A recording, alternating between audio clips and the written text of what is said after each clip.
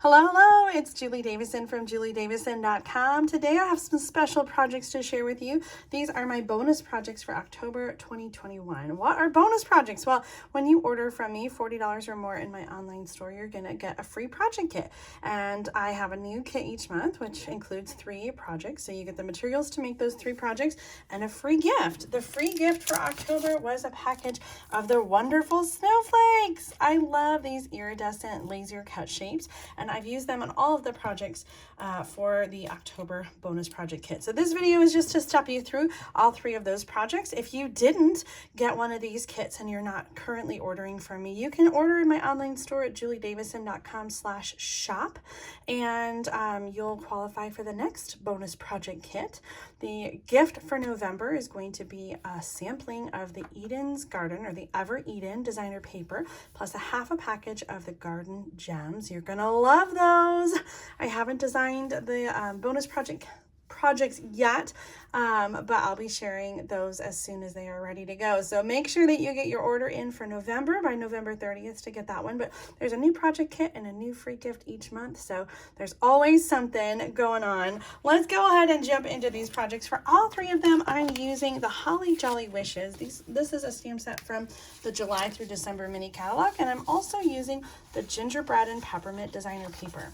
This is a 6x6 paper pack, and you're not going to get a whole paper pack or even a sampling of all the paper in this project kit, but you will get some pre-cut pieces and images that you're going to use on the card. So if you like these cards, you can get this designer paper, and you can get the Holly Jolly Wishes stamp set in my online store at juliedavison.com/shop, and then you'll qualify for the November bonus project kit.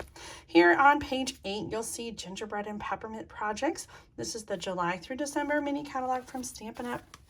And the Gingerbread and Peppermint, the Frosted Gingerbread Bundle, is what coordinates with this. But I love these paper patterns because I feel like they go with so many different things. I've got some extra project ideas I'm going to share with you using the Gingerbread and Peppermint. And if you haven't seen it, I have a really great Stamp-A-Stack tutorial, a free online class.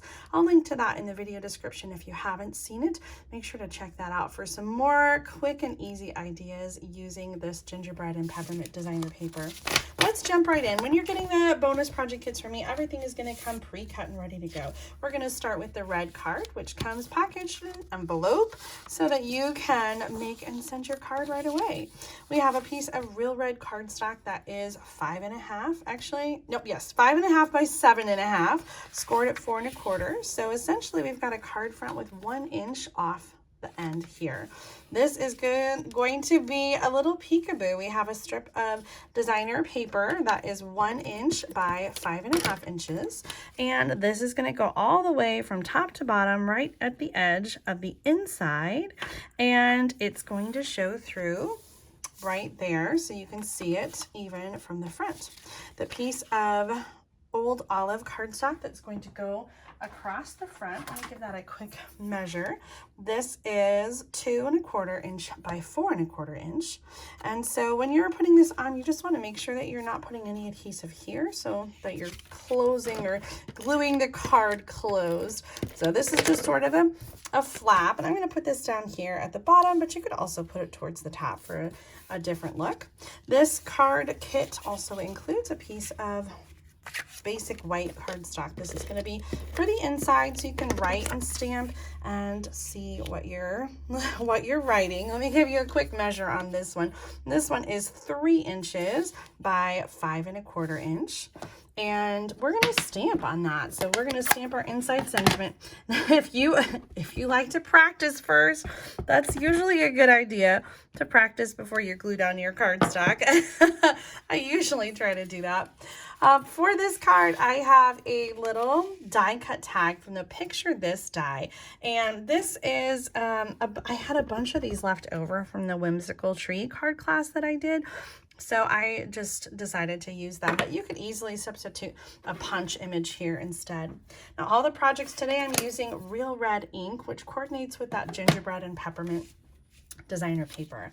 Now, if you do have the gingerbread dies that coordinate with that bundle, then you might have a die to die cut the designer paper image, because the designer paper does coordinate with the gingerbread dies, which I just love.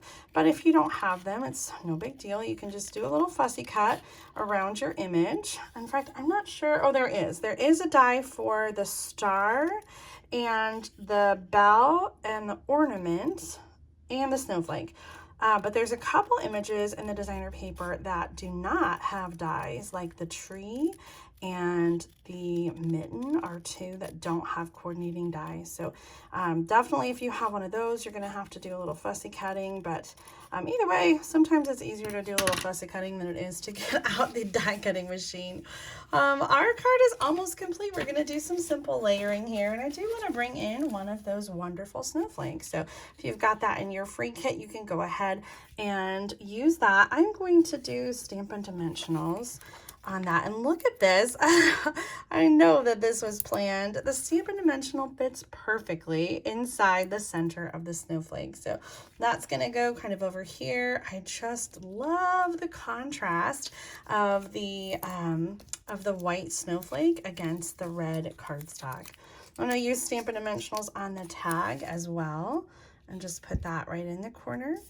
And then you can either use Stampin' Dimensionals or just regular adhesive to add the star. I just love that simple layering. I think I am, since I have the dimensionals out, I'm just gonna go ahead and I'm gonna put them like on one end so that I can tuck the other bit of the star in here. Just wanna make sure I clear that edge. So the front opens up, be of good cheer. We wish you a Merry Christmas. Here it is with the mitten instead. So depending on what you got in your kit, you might have a different image. There might also be a different designer paper pattern that's really similar here with the gingerbread and the red and green.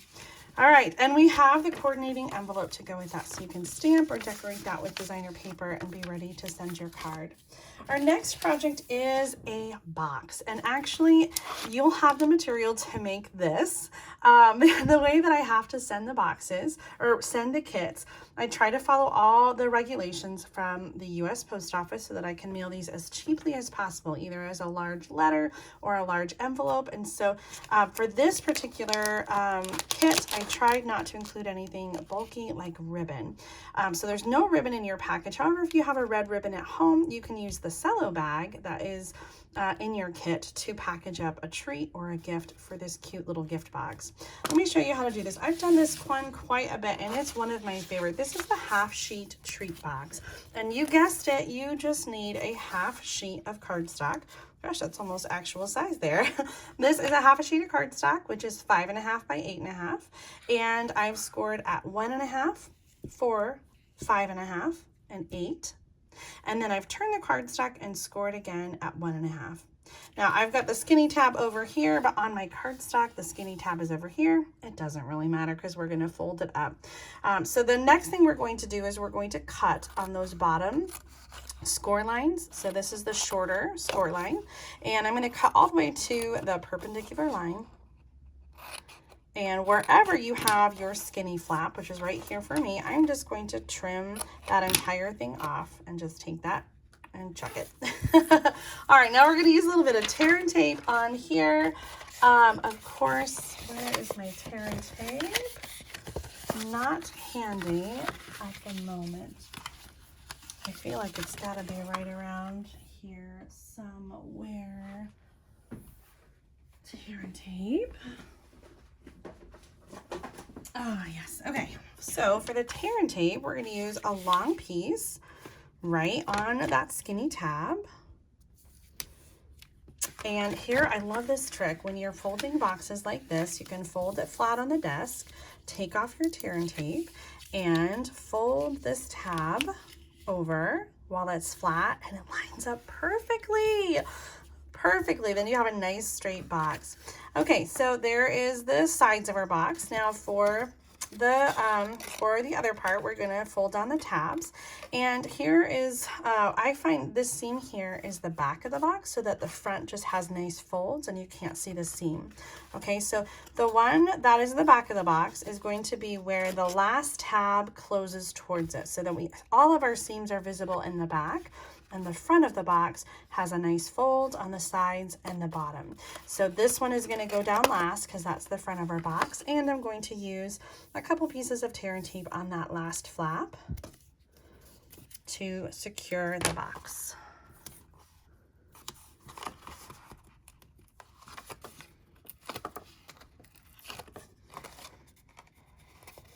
You could get fancy and bevel your edges if you want, but I find it's not too bulky to keep it as they are. Now you can have the box like this and keep it straight, or what I did was kind of push it in a little bit, like a little milk carton kind of shape. And if you wanted to, you could use a staple or a brad or something to close off your box that way, or you can just keep it open top and add your gift with the ribbon. I have 2 pieces of designer paper that are 1 inch by 5 inches and one little tag. This is the Everyday Label Punch. So we're doing some pretty simple decorating here. Now, one of my favorite things is using the tailored tag punch to punch a banner tip into designer paper or cardstock strips. So I'm just going to slide that in, line it up, and punch. So I've got that perfect banner tip. Now, if you don't have that tailored tag punch, you can use your scissors, cut up the center, and then cut from each corner to that center mark to get evenly spaced pieces. I'm going to use some regular adhesive to glue this down. You can use liquid adhesive or whatever your favorite adhesive is at home. And I'm going to run these so that they're going off the edge of the envelope. Now, if you wanted to, you could just fold those over and staple that in place. In fact, I think I might do that. There's still some adhesive on there, so it sealed it. I'm going to keep it that way for now, and I'll come back later and make sure that it is secure. For this one, I'm just going to use a half a snowflake. And I'm going to use a little bit of adhesive on that center piece, adding it to the left side of my card. And then for the tag, we're going to use this. 'Tis the season to be jolly. I love that this fits on the tag vertically. And so we're going to add this. In fact, you know what? I'm going to do it again because I want that to be centered. I was thinking if you wanted it to be lower, you could have like a little grommet or something at the top. Oh gosh, that's a little bit wonky, isn't it? I happen to have some extra, so I'm gonna cut this again. I think the problem that I'm having is that my stamp is not on the block straight. So I'm just gonna do a little peel back and try that again. And this time I'm watching my block to keep my block straight. Yeah, my label is not matched up with my rubber. So I find when that happens that if you have the rubber mounted straight on the block, then you can use the top and the bottom of the block instead of the sticker as your guide. This is going to go on with Stampin' Dimensionals to finish off our box. Oh my goodness, these projects are so quick and easy. If I'm going too fast for you as you're following along with your project kit, you can pause. You can make the video slower with the settings, or you can finish at your own pace at home. Okay, there's project number 2, the gift box. So we have so far our card, Be of Good Cheer, and our gift box. Our next project is going to be another card. And again, this one comes packaged in an envelope for you. I've got more 1-inch strips of the designer paper, and this time we're using Old Olive for the card base. These traditional colors of red and green just make me so happy. You can do banners here as well. So I'm going to use that tailored tag punch and add a banner. If you prefer, you can just keep that straight across and use it as a strip of paper, but I kind of like the banner cut. Oh, and you have some options to decide how you want to utilize your designer paper. I think I'm going to stick with the red and green and white pattern. So I'm going to do the stripes on the bottom because it's a little bit of a stronger pattern, and then overlay here with the other design with the peppermints, and then use the scissors to trim off the edge. we are going to stamp on our square of cardstock the sentiment, Merry Christmas to you. This one is so big and beautiful. Oh, I love that. And of course, we want to decorate with some more of those laser cut snowflakes. So on this card, I think my original card, I only used one and kind of layered it back there. But you could easily add a second one. And so I think I'm going to do that here. It might look a little bit busy, but I'm going to do it anyway.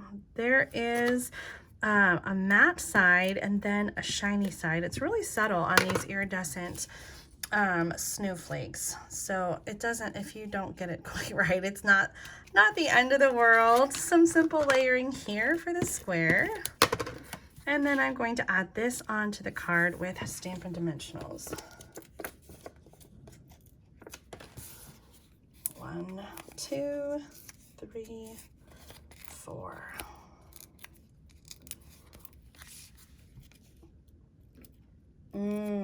I like that. Let me show you the original card, because on this one I only used one snowflake so that you can see the banners, and because this kind of covers up those banners. So you tell me, which one do you like better? This, let me put it this way.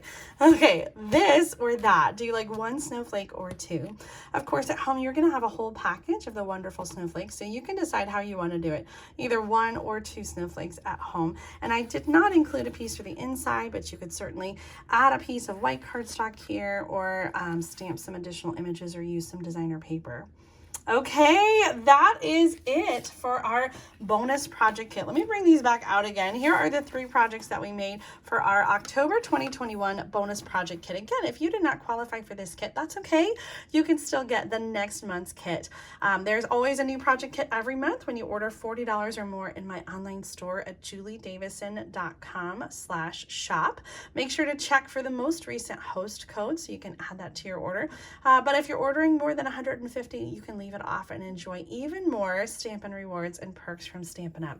Let me share with you a few more pictures of, or a few more projects using the Gingerbread and Peppermint designer paper. I just love these traditional colors and images for Christmas.